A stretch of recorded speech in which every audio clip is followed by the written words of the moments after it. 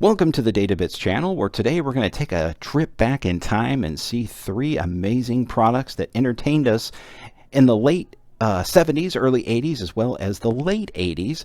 Those products are the Radio Shack Realistic Video Disc Player, a Quiz Wiz computer trivia game system, and the Pocket Rocker Pocket Portable Music System. So let's jump in. This is an RCA Selectivision video disc player. It is essentially a video record player. RCA introduced this system in the early 1980s, and you could buy American-made models by RCA, and you could buy Japanese-made models. And this realistic CED-1 video disc player was sold at Radio Shack stores and is internally a Hitachi. It's identical on the inside to the VIP 1000, which I've reviewed on my channel and even showed you how to repair. And just to show you what the stylus looks like, here it is. So again, it is just like a record player. And those of you who are fans of CED, this is like not really news to you. But if you have not seen a Selectivision video disc player, you have missed out on one of the most, and I hate to use this word, charming video disc formats I've ever seen. It is just a charming format. It has a certain appeal to it that, yeah, Laserdisc is better. It sure was. But Laserdisc doesn't have the charm that this has. I mean, really, these engineers designed a video disc system that plays movies with sound, stereo sound, and color pictures on vinyl records that spin about 450 RPM. So that to me is quite an achievement. It's almost like laser is easier, and maybe it's not. Maybe it's just as complex. But the cool thing about these is if you find one, it typically just needs belts replaced. And sometimes a stylus, if it doesn't have one, sometimes the stylus is wore out. But I think a lot of people who bought these back in the early 80s either played the heck out of them, or they played them once or twice and then they sat on top of the TV, and then later the family decided to buy a VCR and they didn't play with it anymore. It just sat for many, many years. It has an RF output, RF in and out, so you could have ran your aerial antenna or rabbit ears into it and then back out to your TV and set your channel 3 or 4 on the front of the television. That would have allowed you to play the unit through channel 3 or channel 4 on the dial of the TV set. And then once you turned it off, it would allow the antenna signal to come back through the unit there as kind of a pass-through. Does not have a built-in tuner. Here is your auxiliary out here, which gives you better picture quality than you would through the RF. And you have a video as well as an audio. So it's a composite video output as well as a mono audio output. And then over here is that accessory connector that you can plug in right there, and it would decode the FM signal that's on the record and turn it into stereo so that you can watch great movies like Star Wars or Back to the Future on your CED player. All right, so notice there's no power button on the front of this panel here. All I have to do is insert the disc just a slight amount, and a little green light lights up right here telling me I'm about to insert a side 1 of the disc. So 60 minutes per side, you'd play your movie, and then halfway through you get an intermission and you flip the disc over.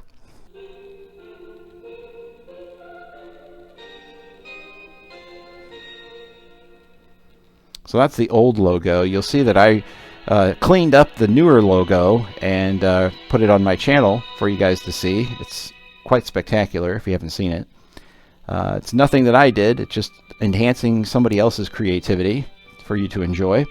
So again, this is a animated classic of Charlotte's Web being played on a portable Polaroid high definition monitor, and it looks quite acceptable on there. So now I'm hitting the fast search button, and you'll see it just kind of skips along there. It does appear to be jumping ahead, but if I hit the slow one, it's a little bit smoother.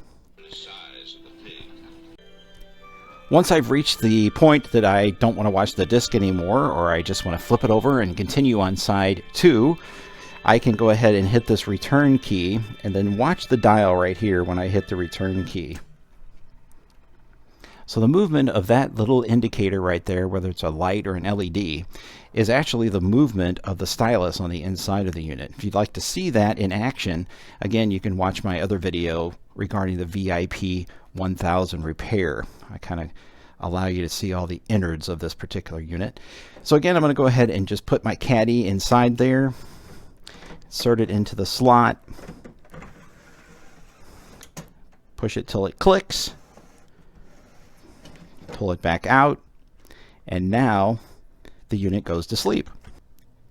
In the late 1980s, if you wanted to be one of the cool kids in your middle school, you got a Fisher-Price pocket rocker. And the pocket rocker was a lot like a Sony Walkman or modern-day iPod. It was a way to carry tunes around with you.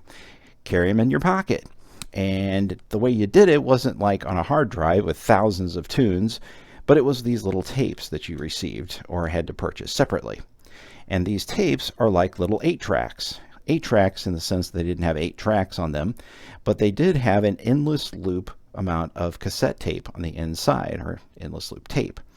There were 2 tunes on each tape, and in this case, this is the Tiffany, I Think We're Alone Now, and Could Have Been. Copyright MCA Records there, with a strange cutout of Tiffany's face on the cartridge itself. This is, let's see, Walk Like an Egyptian and Manic Monday by the Strange Egyptian People. All right, so again, same kind of deal with the cartridge inside there, the tape inside there. I have replaced the felt pads with some newer modern felt. And as far as restoration of these goes, again, you can see this on my channel as to how these things can be restored. Typically, they just need a belt, some cleanup, new batteries, maybe clean the contacts on the battery compartment there, and replace the felt pads, and you are back in business. You can select which song you wanted to hear simply by flicking this little switch right here on the top. So tune number 1, tune number 2. It didn't have an auto shut off or anything. The song would just continue to loop and play over and over again until you pull the tape out. You would do so by hitting this little eject button here on the side. You also had a headphone jack here. The sound is mono, is not stereo, although there's 2 tracks on here. Each track is containing 1 song each. Volume control right here on the front. Battery compartment here on the back side. Put your batteries in there. You can clip this onto your belt. Had a nice little wrist strap to carry it with you. And of course a built-in speaker, so you could just use it as its own little independent player without having to plug headphones in to listen to it. As far as the size goes, before we play it, you can see that a cassette like this ferrochrome Sony tape here is about the size of the entire player itself, and maybe 3 tapes stacked on top of each other, something like that. So very small, very portable, and very easy to carry around around school and look cool. And again, these were like a fashion accessory. You could wear them like jewelry. You had little clips where you could put the little tapes on your belt as well, and be armed with a ton of music. So let's put a cartridge in and listen to a couple tunes, and maybe bring back some memories for some of you guys who actually had one of these when you were in school.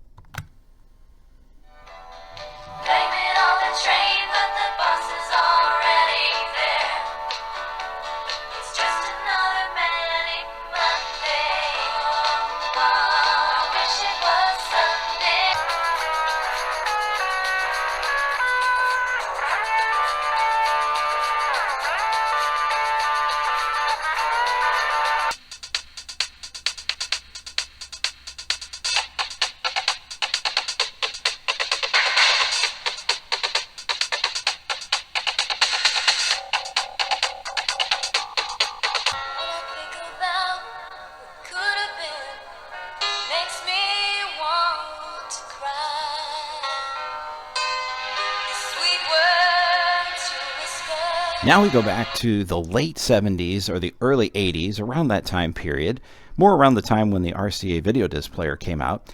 You had this amazing product here called the Coleco Quiz Wiz. It is the computer answer game with program cartridges. So you had a little console, a unit as you see here, that you did the actual answering of the questions on. And you had different cartridges that you would buy to plug in: trivia, sports, people, history, television, etc., for ages 6 to adult. If you flip this over here, you can see kind of some of the advertising material that went along with it. And I don't remember having one of these as a kid. I think I may have used one that belonged to somebody else.